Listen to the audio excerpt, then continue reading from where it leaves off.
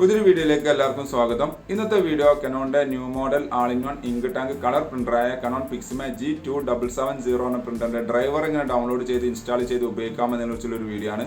Video കാണുന്ന മുമ്പ് channel subscribe ചെയ്യുക, ലൈക്ക് ചെയ്യുക, ഫോളോ ചെയ്യുക, കമന്റ് ചെയ്യുക, ഷെയർ ചെയ്യുക. നേരെ വീഡിയോയിലോട്ട് പോകാം.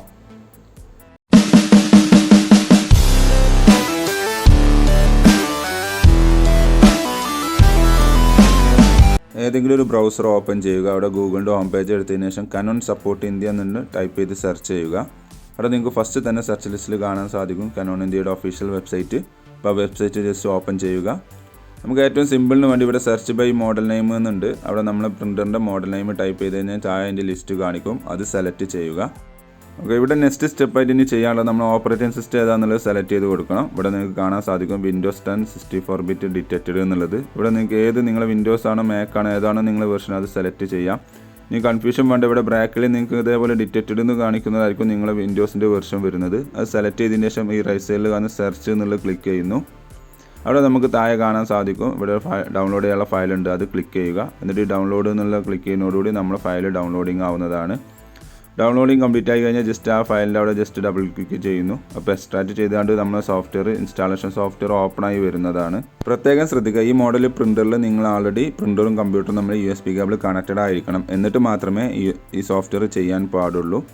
ഓക്കെ, എക്സ്ട്രാക്ഷൻ കംപ്ലീറ്റ് ആയിട്ടുണ്ട്. നമ്മുടെ software installation software file open ആയി വന്നിട്ടുണ്ട്. നിങ്ങൾക്ക് ഇവിടെ കാണാൻ സാധിക്കും. യെസ്, ഇതാ വന്നിട്ടില്ലേ. ഇവിടെ താഴെ കാണുന്ന നെക്സ്റ്റ് എന്നുള്ളത് ക്ലിക്ക് ചെയ്യുക.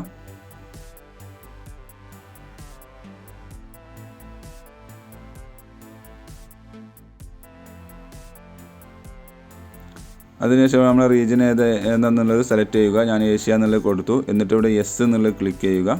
അപ്പോൾ സെർച്ച് ചെയ്താൽ നമ്മൾ പ്രിൻ്ററിൻ്റെ പേര് ഇവിടെ കാണിക്കുന്നുണ്ടാവും. അത് സെലക്ട് ചെയ്താണ് നെക്സ്റ്റ് എന്നുള്ളത് ക്ലിക്ക് ചെയ്യുക. ഓക്കെ, ഇപ്പോൾ ഇൻസ്റ്റാളിങ് നടന്നുകൊണ്ടിരിക്കുകയാണ്. കുറച്ച് നേരം വെയിറ്റ് ചെയ്ത് കഴിഞ്ഞാൽ ഇൻസ്റ്റാളേഷൻ സക്സസ്ഫുള്ളി കംപ്ലീറ്റഡ് എന്നുള്ള മെസ്സേജ് വരുന്നതാണ്. അപ്പോൾ അതുവരെ നിങ്ങൾ വെയിറ്റ് ചെയ്യണം. യെസ്, ഏകദേശം കംപ്ലീറ്റ് ആയിട്ടുണ്ട്. എക്സിറ്റ് കൊടുക്കുക. ഇനി നിങ്ങൾക്ക് ഏതെങ്കിലും ഫയൽ ഓപ്പൺ ചെയ്താണ്ട് പ്രിൻ്റ് എന്ന് കൊടുക്കാവുന്നതാണ്. ഓക്കെ, ഞാനിപ്പോൾ സാമ്പിളിന് വേണ്ടി ജസ്റ്റ് ടെസ്റ്റ് പേജ് പ്രിൻ്റ് ചെയ്ത് കാണിച്ചു തരാം.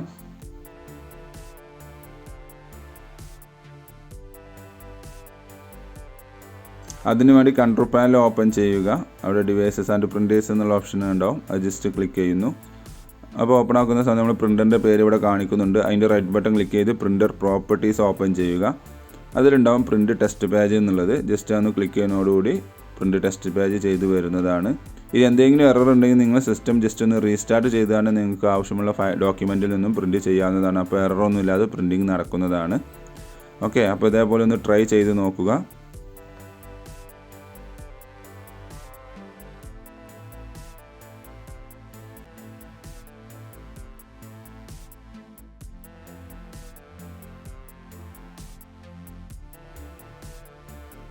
Thanks for watching my video. Videos എന്ന് വിചാരിക്കുന്നു. സബ്സ്ക്രൈബ് ചെയ്യാൻ മറക്കരുത്. ലൈക്ക് ചെയ്യുക, ഫോളോ ചെയ്യുക, കമൻറ്റ് ചെയ്യുക, ഷെയർ ചെയ്യുക. അപ്പോൾ ഓക്കെ, ബൈ.